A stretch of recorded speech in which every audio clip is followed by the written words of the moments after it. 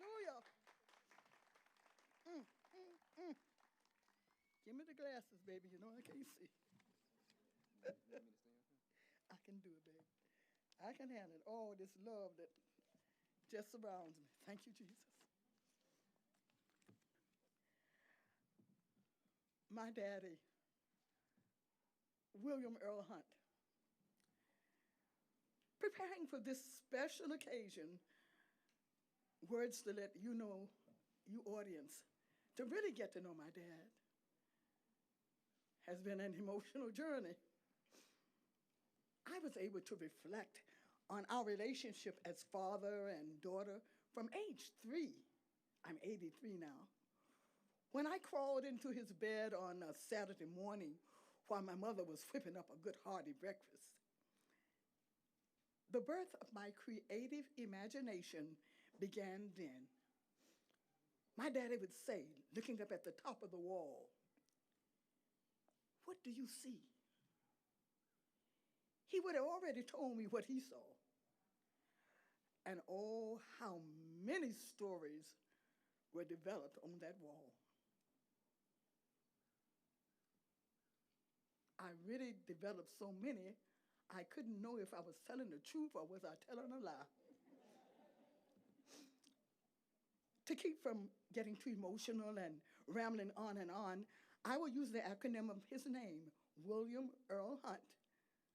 My mother called him Billy. Our relatives and close friends called him Willie Hunt. And I called him Daddy. The W, wise. My daddy's experience and knowledge led him to choose to live right here in Holly Springs through Friday. So I had a weekend dad. He could be intimately involved with the parents and students here, and it would have been difficult to commute from Raleigh. So he established a trusting relationship that was profitable for this whole community. Intelligent. My daddy was sharp. He was brilliant. He had a high level of intellect. He could answer anything I asked him. But you know what he would say? Let's look at the dictionary.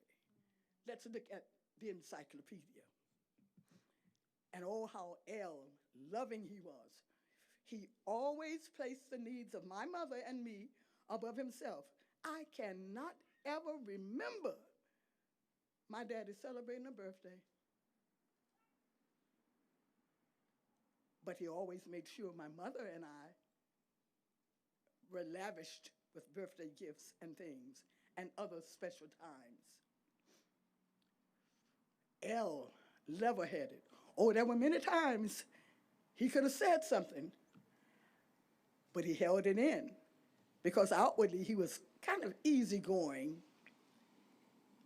But what he was really doing was displaying common sense in conflicting situations.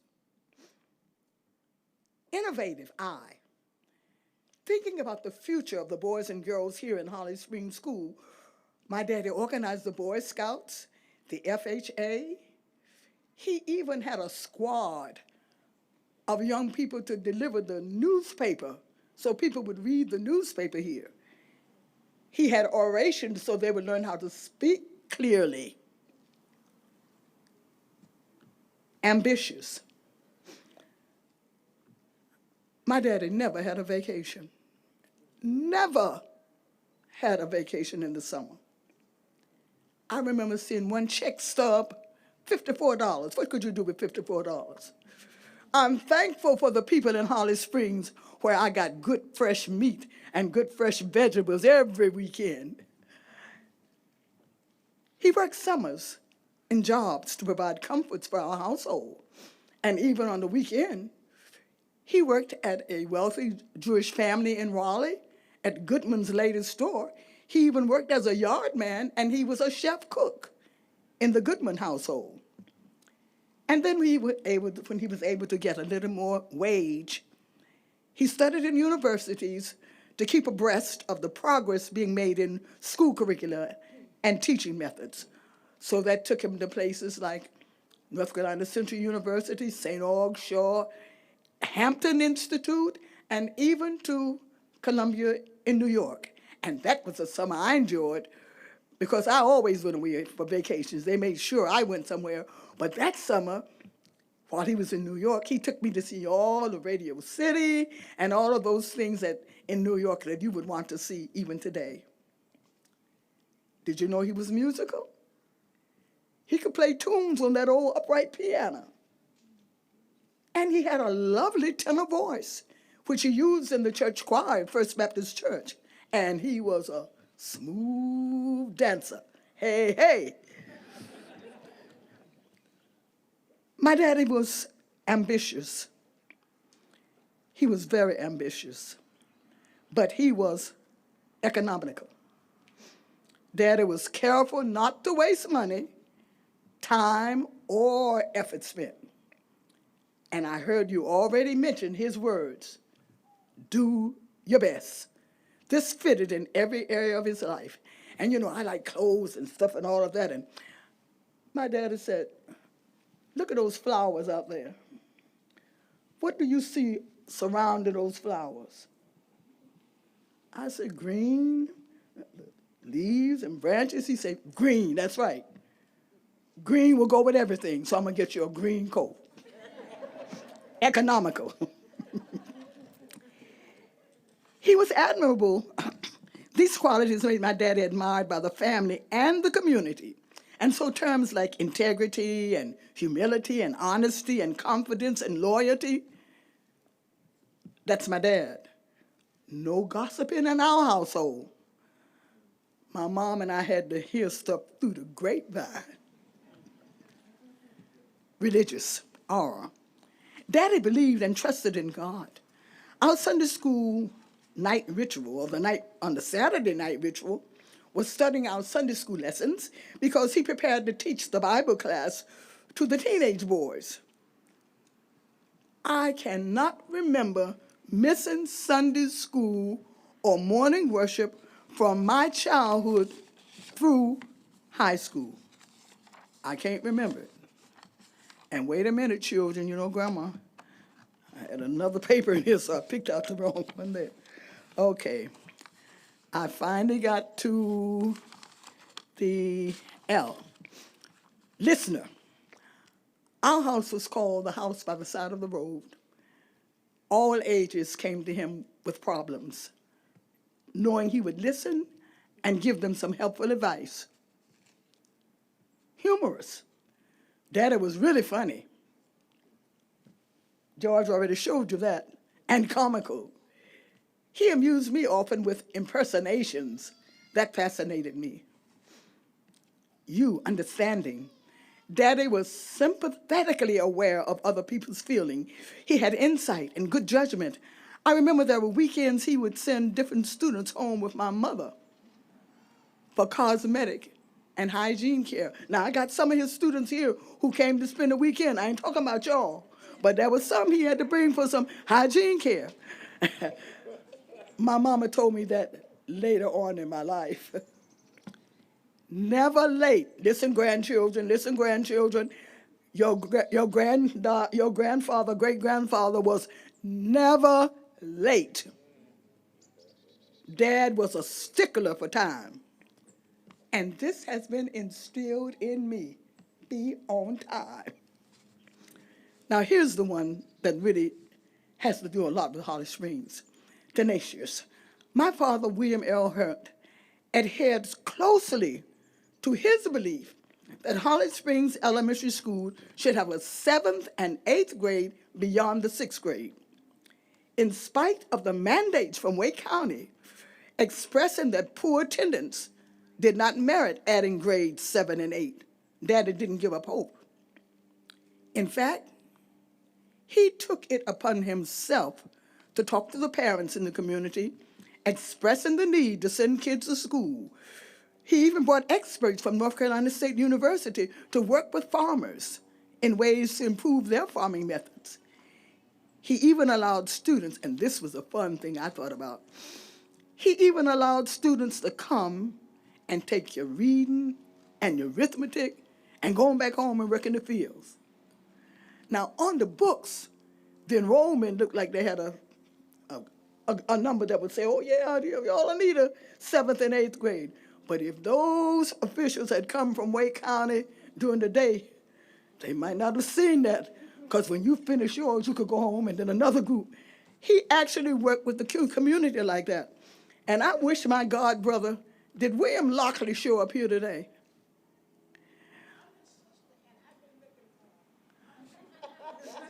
Well, I got his permission to tell this. William Lockley was one of the students, but he also drove the school bus. And when my father died, William came to live as my brother. But I didn't realize he was almost old as I was, because I was 21 or 20, and William was going to be 18 or 19, but he was a senior in high school. And he said, I didn't get to go to school. That's why I had to babysit for all my mama's children. But guess what he did? He put him a set of clothes in the woods. And he would tell the sister next to him, now you watch over the little ones.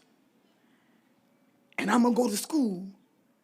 And then I'll be back. And he would change his clothes in the woods, come to school, take his reading, his arithmetic, and go back home. And mama didn't even know he'd come. But one day he got tired of being whipped. And he ran away. I want to cry.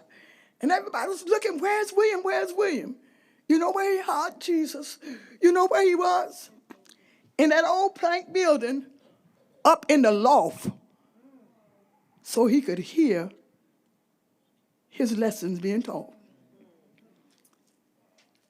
Do you see a determination? And I said, William, how did you pass that driver's ed test?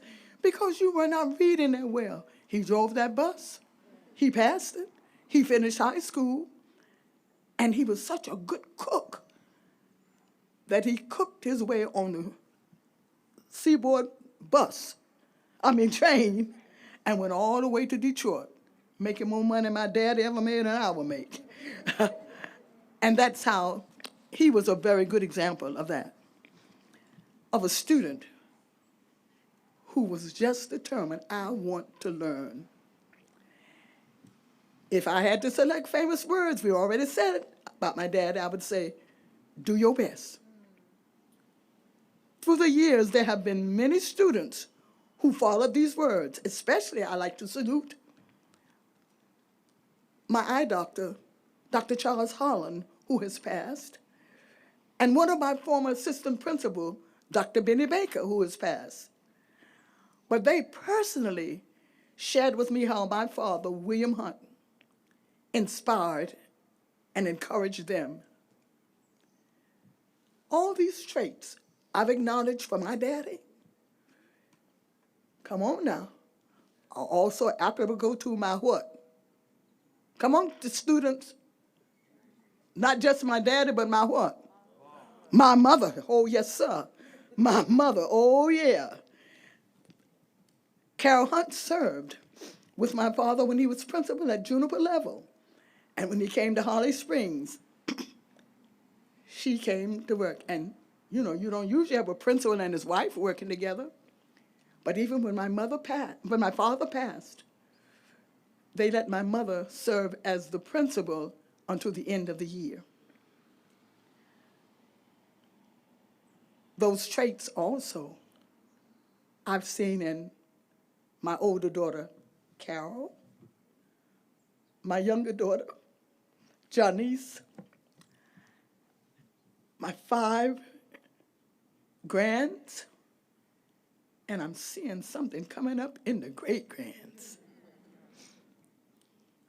Though my residence in the state of North Carolina is not now, and I'm in Georgia, there are ties that will bind me to my native home, North Carolina.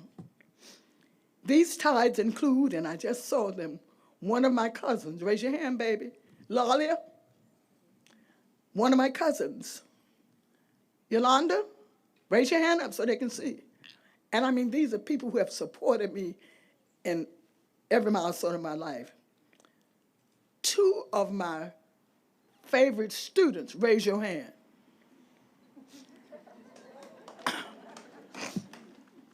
Now, the reason these two have stuck with me, the first one, her mom and dad told her that her aunt and them told her, you might as well come and work at the store, and then because you're not going to be able to go to school, you can't go any further. I said, oh, yes, you can. So I encouraged her. And she went and got a business course, and then she went to Philadelphia. She married and had these beautiful children who are all bright and finished up. And when they finished, she went back to school. And she sticks with me through. I told her I'm going to be, she said, I'll be there. I said, but safe distance. She said, if I had to go to Europe, I'd be there. And so we've stayed connected. And the other student, oh my gracious, she gave me so much. Can I say the word hell? She would tell the kids, y'all don't need to be doing your mouth all like that to sing. Y'all don't have to do all that. She raised H in the classroom. But when I got sick and needed help, and when I had shoes, needed shoes, I wore her shoes. When I needed a hot breakfast when I was on bus duty at Ligon, she bring me over a little breakfast. And she has been with me through the years, and where I go, I know Janet is going to try to be there. Folks, this has been something.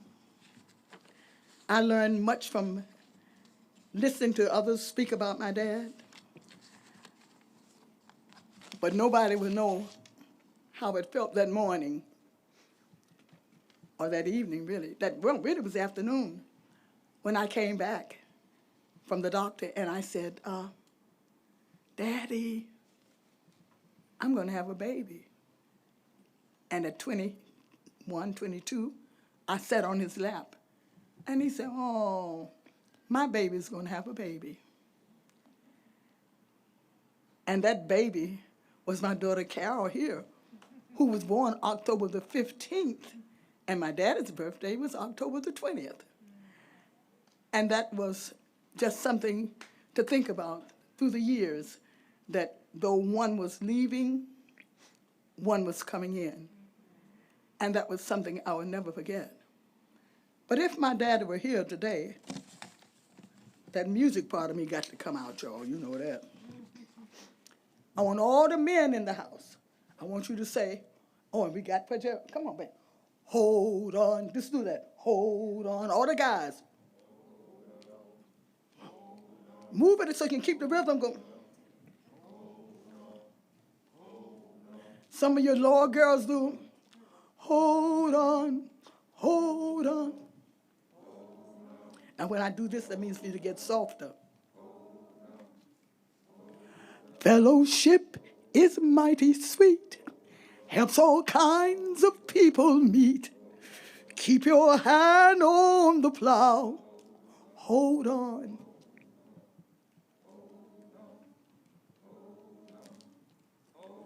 Greet your neighbor with a smile. With these masks on, you might have to wave a hand. It'll make them feel worthwhile. Keep your hand on the plow. Hold on. Keep the rhythm, y'all. Sing and pray every day. You got to drive those blues away. Keep your hand on the plow. Hold on. Hold on, hold on. One more. Here's what my daddy would say. Do your best wherever you can. You gotta bring some peace to this troubled land. Keep your hand on that plow. Hold on, hold on, hold. Watch me. Hold on. Amen.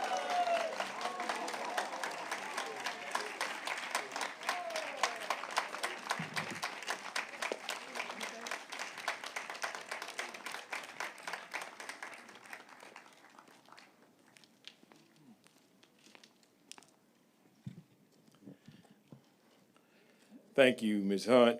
And let me just share on a personal note, it is certainly good to finally meet you. I was one of your mother's students, and you were, in our minds, a superstar, as she bragged about her daughter. And we thank God that we had that pleasure of meeting you. We, as many of us know, this day has a monumental place in the history of our country.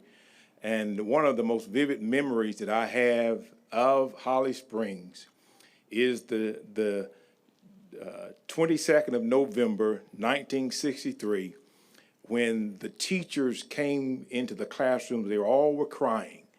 And we were trying to figure out what in the world is wrong with the teachers, that they were crying. And they were saying, they killed the president. That was the day that President John F. Kennedy was assassinated. And it just indelibly etched into my mind that day here at Holly Springs.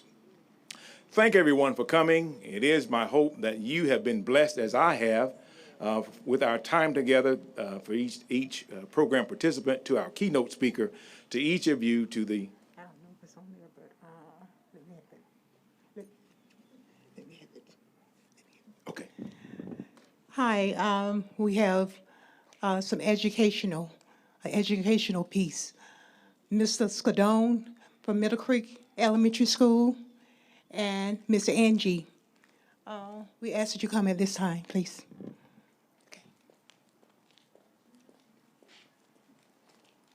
Good afternoon, everybody. This is the closest I've been to a live classroom since March 13th, so I'm going to enjoy this. So my name is Matt Sheldon. I teach at Middle Creek High School. And last year, we started a collaboration with Ms. Battle as we launched a brand new course called Hard History and Civic Engagement. And she introduced me and the students to the story of the Rosenwald School right down the street from our own campus. She opened our eyes to a history that was right before us and under our feet. So not some faraway land or some faraway time, but right here in our own community. So this led the students to research the larger history of Rosenwald schools throughout the South and the specific story of the school where we commemorate here today. So the students have gathered information and created a website. The link to that website is in your program. We believe that the best feature of that website is the growing collection of interviews that we've been hosting with some of the former students and staff of the school. It has been an amazing experience for me as an educator to see our students today engaging with the students and teachers of the past, and to see that connective tissue of understanding form across the generations. Local historian Angie Staley has been an integral part of helping the students learn the art of interviewing and gathering oral history. Truly, this marker and the students' work on the interviews and website would not have been possible if not for Ms. Doris Battle. Anyone who knows her, yes. Anyone who knows her knows that she is a tireless engine for positive change in our community. She is a bridge builder, bringing together a wide-ranging team comprised of people with different talents and areas of influence. And Ms. Doris keeps us all going with encouragement and a loving prod from time to time to get ourselves in gear to make a change. We are all so very lucky to have her in our community. I want to give her another round of applause. Now, normally in instances like this, I would always be pushing the kids forward and I would fade into the background, but they and their families have asked that I carry their words forward today. So one of the students, Miss Phoenix Pace, had this to say about participating in this project. She said, "I am thankful to all those who let us interview them and gave us information on their lives. I am so excited to get to share this experience with others and to be able to educate others of this timeline from the past. It was a great experience to be able to talk to an older crowd and hear things that went on in their school lives. I'm glad I was able to learn about their school and to create some comparisons to my own. This has been a beautiful project, and I hope it brings you as much joy and education as it has brought me." And from her co-leader on the project, Ms. Ama Kwabia, she said, "Being a part of this project and taking an active role in bringing Holly Springs history alive has been such a fulfilling experience. As a North Carolina native, I learned so much about our area that should be known. and I'm honored that this historical marker and website can make this a reality for others. I'm from Raleigh, but I went to Middle Creek Elementary and attend Middle Creek High School now. But even as a young child, I knew there was a sense of community and tradition that I was missing out on. Although I didn't attend the Rosenwald School, discovering its impact and having the honor of sharing that with the world made me feel more connected to this place than I ever have, even virtually. Constructing this website and hearing the accounts of our Rosenwald community members led my peers and I to embrace a legacy we were totally unaware of, a legacy of collective strength and resiliency, a legacy of Principal Perry, Carol Hunt, Professor Hunt, and all the staff who made the school what it is, a legacy of community. Thank you for affording us the chance to be a part in the legacy of the Holly Springs Elementary Rosenwald School. And I want to thank you all for helping my students become a part of this project as well. So I want to bring up our co-collaborator, Miss Angie Staley.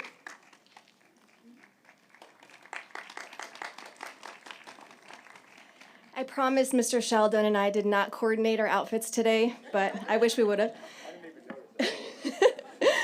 This is a beautiful sight. I am touched. Thankful for this mask so that I could cry a little bit back there as I listened to Mr. Kimball and to Miss Ann Hunt-Smith. What beautiful memories and stories, and I can't help but feel like we're not alone here today.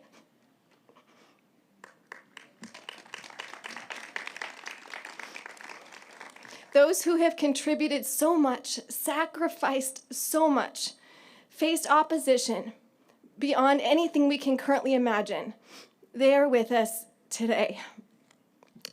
My name is Angie Staley, and I have been asked to share a historical timeline, and I'm honored to do so. The information in this timeline has been researched and contributed by Ms. Doris Battle, Ms. Barb Koblik, and myself. There are heroes in this timeline that the simple dates do not show, and some of those heroes we've already heard about today. Heroes that brought schools for all children to Holly Springs. Black community members who sacrificed much and overcame opposition to make dreams a reality. Black residents who paved the way for the opportunities available today. Heroes in the form of teachers, staff, and principals who made a huge difference in young people's lives forever, including many who are here with us today. We owe so much gratitude and respect. There are minds filled with knowledge, hearts inspired and committed to taking that knowledge with them to bless the world, which they've already done. This is sacred land. And this sacred land has inspired Ms. Doris Battle to commemorate the events that took place here. This marker represents those heroes. So I'm going to go over a brief timeline. Go back in your mind to the year 1868. So soon after the Civil War ended, the North Carolina State Constitution of 1868, later ratified in 1869, they created a constitution. And the document provided for a free public school system to all children ages 6 to 21 to be funded on a local level. Soon, teacher training organizations called normal schools began popping up across the state. There were 8 for blacks and 5 for whites. Although the legislature of 1869 had established the basis for educating black children, most of the focus remained on whites. The growth and success of most black normal schools and teachers' institutes depended on funding from black self-help groups, churches, and Northern philanthropy. Now let's go to 1872. As early as 1872, 23 to 24 African-American children were enrolled in a Holly Springs free school. Under the instruction of Aaron Brown, the school continued throughout the decade. We do not know the exact location of the school, but we know that the existence has been documented. 1877, Holly Springs officially incorporated as a town. School records show an additional private schoolhouse for black children in Holly Springs, but does not list its location. Schooling may have also taken place in local black churches or in homes. In 1888, parents of black children successfully petitioned the County Board of Education for a new district throughout Holly Springs. The board appointed black residents Robert Fuqua, John Kent, and Mac Betts as members of the new school committee. 1888. Speaking of heroes, these black committee men, Robert Fuqua, John Kent, and Mac Betts, were formerly enslaved and had since learned to read and write. They were greatly respected in this community. They were elected onto the school board and helped bring schools for Black children to Holly Springs. Again, 1888. 1887, according to Schaefer's map of Wake County, it's a map created in 1887, shows one school for African American children resided in an area called Ballantynes near Buckhorn Creek. With the help of Robert Fuqua, John Kent, and Mac Betts, an additional school for Black children came in Holly Springs in 1891.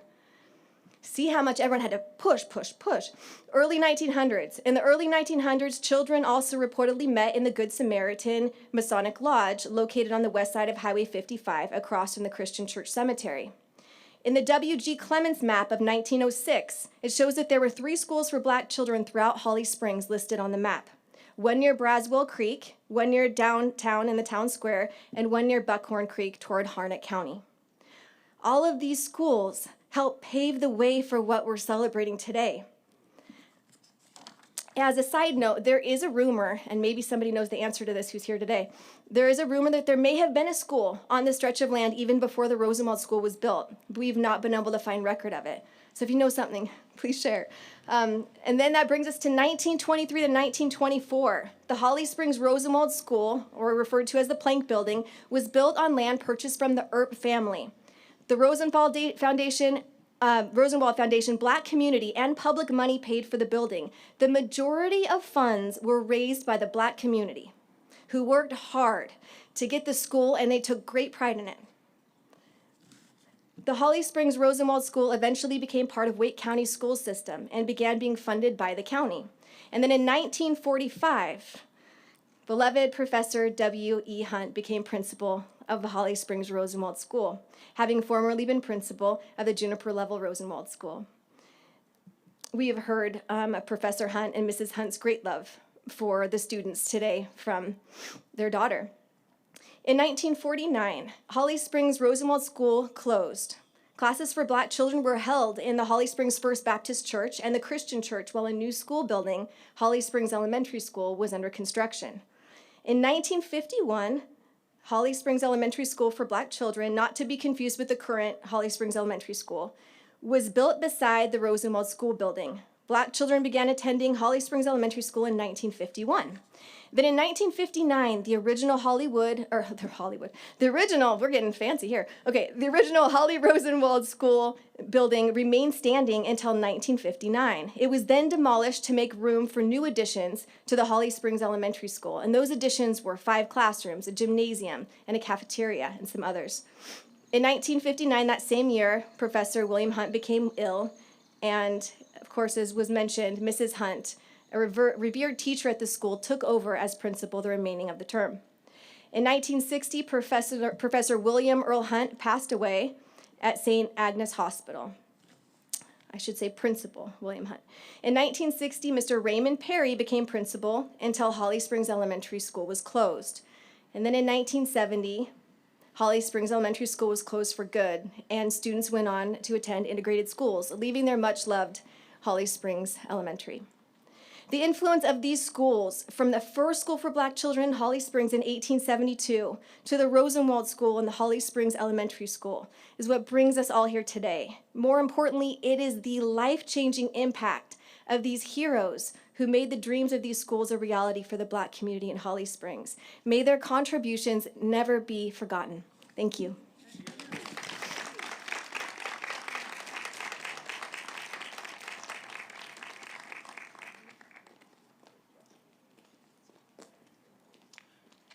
At this time, I think we have some presentation to Yes, we do.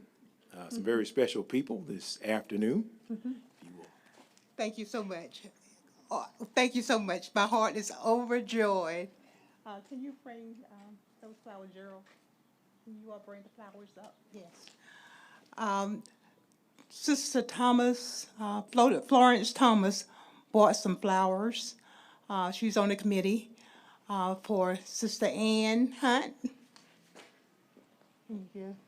Under her.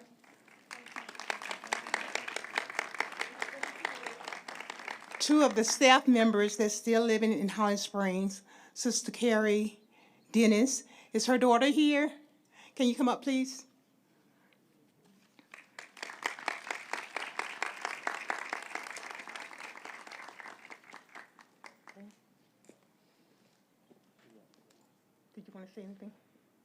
Just thank you. I apologize for my mom not being able to be here. My dad passed away about 3 weeks ago, so she is at home under care.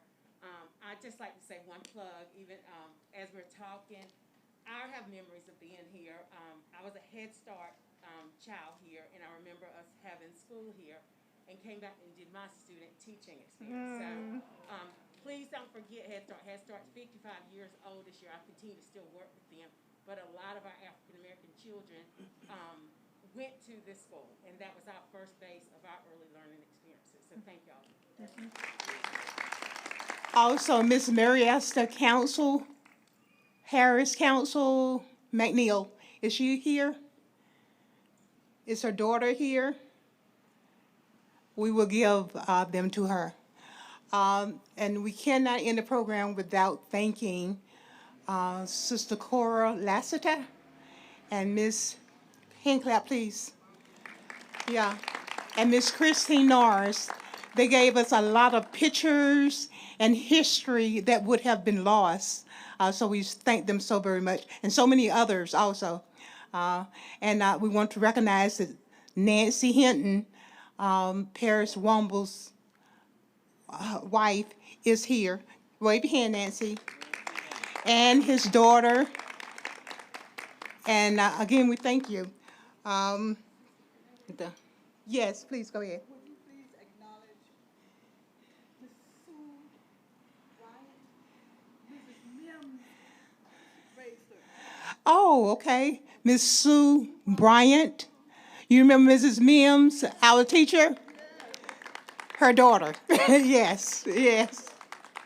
Okay, anything else? Okay, Florence, are you here? Florence, can you raise your hand? Thomas, who donated the flowers. Thank you so very much. Yes, yes. Miss Cora. And to the town, first to our mayor, Dick Sears, and the town of Holly Springs. Thank you so very much for making this program and the marker possible. Thank you.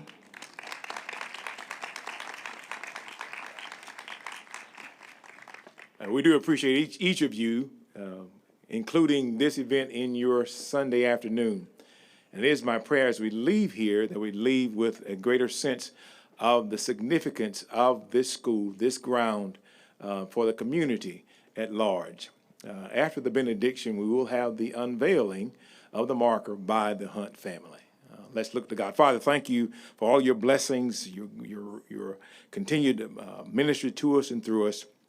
Thank you for this celebration, for all of the organizers, those who contributed so much to make this a very special time and day. We pray your blessings upon this community, the mayor and the city council, to all of those who are part of the Holly Springs community. Do bless us as only you're able to do, as we give you thanks and we give you praise. And now may the grace of God, the love of Christ, the sweet communion of his Holy Spirit rest, rule, and abide with us now, henceforth, and forevermore. Let us all say amen. Amen.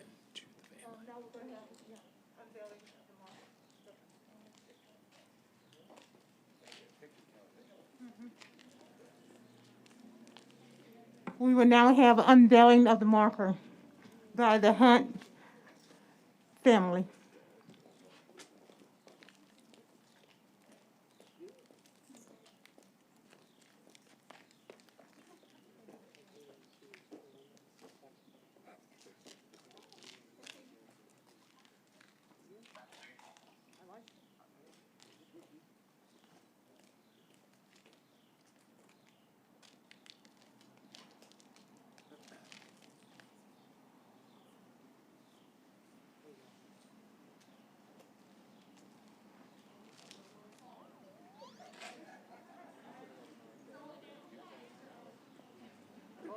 Tall people.